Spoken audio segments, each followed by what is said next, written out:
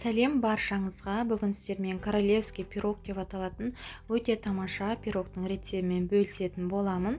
Видеоны соңына дейін қараңыздар. Достар, каналыма тіркеліп, лайк басып, қолдап кетуді ұмытпаңыздар. Бізге керек заттар: ұн, сары май, какао, қант, ірімшік, ванильді қант, жұмыртқа, қаймақ және кукуруз крахмалы. Алдымен ыдысымызға ірімшік, қант, кукуруз крахмалы, ванильді қант және 3 жұмыртқаны жарып саламыз.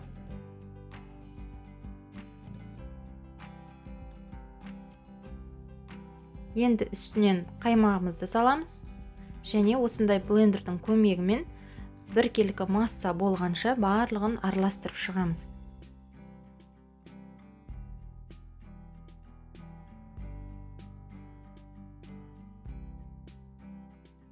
Егер масса сұйық болса, кукурузный крахмалдан тағы да салып жіберсеңіздер болады.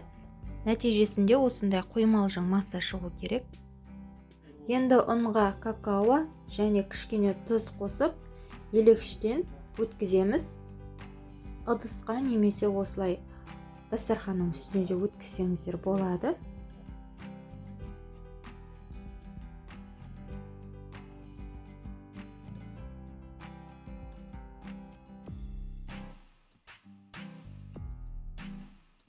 Енді какаолы ұнымыздың үстінен салқын сары майымызды алып, үккіштің көмегімен осылай ұнға ауната отырып, барлығын өткізіп шығамыз.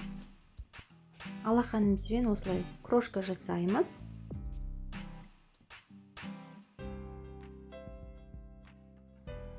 Қантымызды саламыз.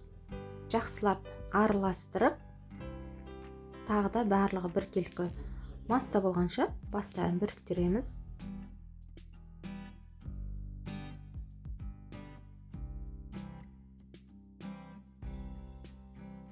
Видеодағыдай 4 бұрышты етіп бәрін біріктіреміз және лопатаның көмегімен теңдей 3 сызыққа бөліп, 2 бөлігін формамызға саламыз.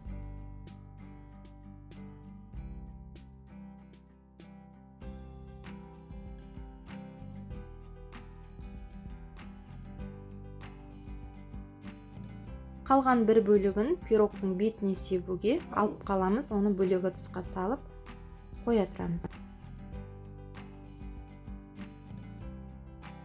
Форма бізде 22 диаметрлі. Енді ішіндегі массамызды қолымыздың көмегімен бірдей етіп тегістеп шығамыз. Менікіндей форманы қолданған кезде өте абай болу керек, себебі пешке салар кезде оның асты түсіп кетуі мүмкін. Сол себеп сіздер асты алынатын кәдімгі темір формада пісірсеңіздер болады. Енді ірімшікті массамызды құйып шығамыз.